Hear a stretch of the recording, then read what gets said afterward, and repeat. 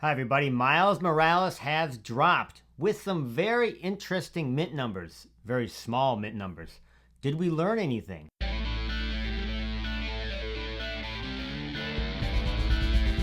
So, one of the interesting things that happened last week was they dropped Miles Morales, one of my favorite characters, really up there almost with Silver Surfer for me.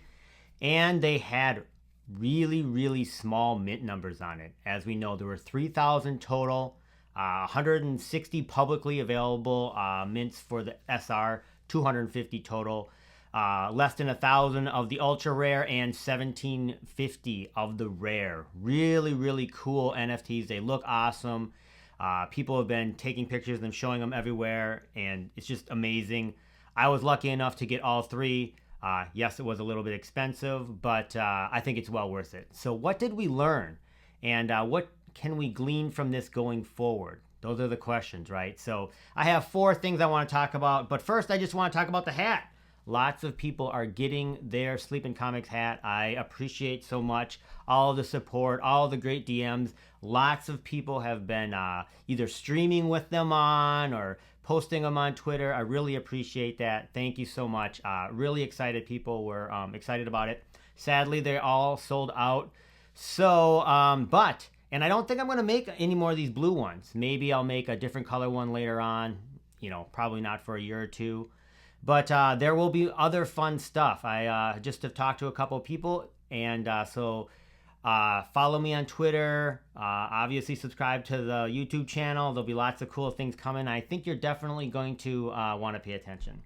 Okay, back to what did we learn? Four different things I think we learned about the market from the Miles Morales drop. So the first one is, I think they know now with the market where it's at and the amount of active users we have, we should expect some lower mints on things.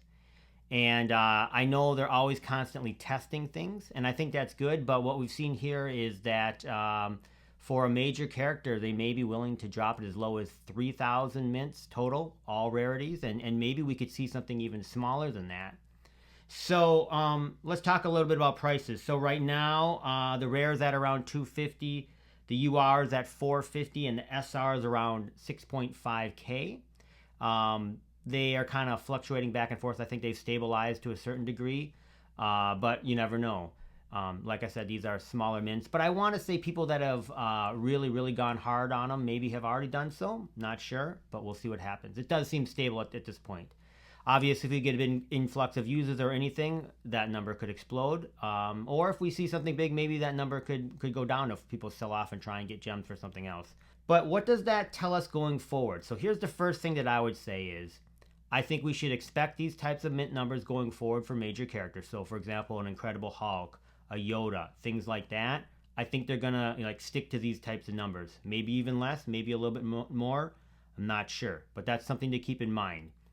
So what does that mean if you know there's something coming? Well, just look at these numbers. You should probably stay liquid and have, I wrote these numbers down right at around the first 24 hours. I will note that in the first 24 hours, everything did drop. So if you can be patient and wait, I know there's a lot of FOMO there. I felt it too. But if you can wait, some of the prices did come down and then they rebounded back up. It's tough to kind of figure that all out. So sometimes you just got to jump in if you want something.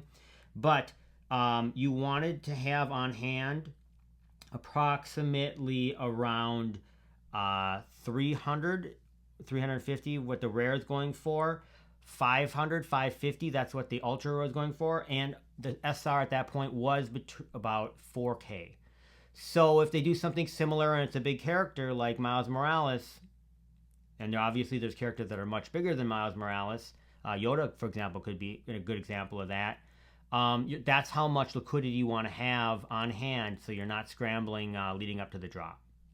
Okay, second thing is I do think, and we just saw this week, that another comic dropping for 10,000 with 10,000 mints. I think we may see some of that. And just like the other one, I actually wonder if we might see some comics drop with less than 10,000 mints now. Normally we're seeing 20,000. Now we've seen some more 10,000s. And I'm thinking perhaps we could see even smaller ones. Would they go as low as a Amazing Spider-Man 252, 1,000 mints total.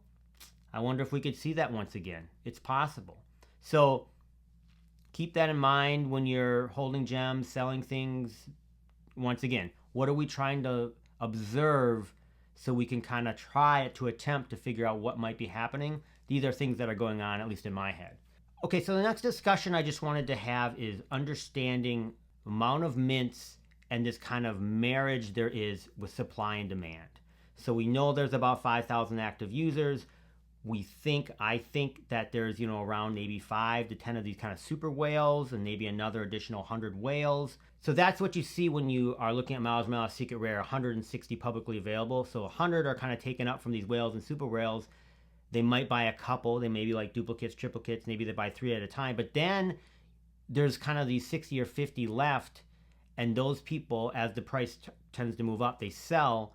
And so even if you have 5, 6, or 15 available in the marketplace, people kind of undercut because they're taking profit and the price stabilizes. But once those are gone, then you could really see the price accelerate. But that's where right now we're seeing that 160 publicly available is kind of like this point at which the whales have eaten enough and it can stabilize. Because of course, if we had 250 super whales, then the price would be like we see on the bond tickets, or like we see on ASM 252, the secret rare comic that only has 40 available. So keep those numbers in mind, because if you see another big drop, and let's say it has 500 secret rares, you know that it's not that all the super whales and other whales are going to buy, but there still could be some available, and you could still see the price come down even after the first 24, 48 hours or something like that. I always keep that in mind. That's why I'm always trying to figure out, quote unquote, how many whales I think there are at any one time. And the fourth thing I want to talk about is the state of the world economies and, recession, all this other nonsense. And so I've had a number of different subscribers DM me and talk about, they're in different countries. I'm here in the United States, but the gems are equal to, quote unquote, a USD, US dollar. So when they are buying gems, it might cost them, 1.5 of their dollars, or 1.8 even of their dollars for one gem, whereas I'm paying 1 to 1. And as we know, with the way that the United States economy is looking at, I do not think they're going to be dropping interest rates anytime soon and all these other things, and it causes a ripple effect into bonds and other things, and then everybody chases the dollar, and obviously now the dollar is as strong as it's been in a long time because of all those economic factors. And so what that basically means for us is that countries outside of the United States, it's going to be really, really expensive for them to participate. So, once again, if they wanted to get Miles Morales on the drop, or excuse me, not on the drop, but, buy a secret rare in the secondary, it's not going to cost them 4K. It might cost them, 7K, which is really, really expensive. And of course, that's the opposite of what we were seeing way in the past, where people were buying gems for 0.7 or 0.5 even. So that is going to keep the prices of these NFTs down. I actually think it's interesting because if we can get through this, albeit it might be, a 12-month or 18-month period, then we really do have a chance for some of these prices, perhaps, of the NFTs on VeVe to explode.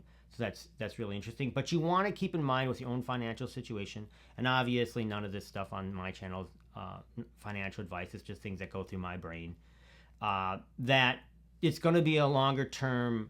It's going to be a while before we can see some of these turn, just because of the economics of it all.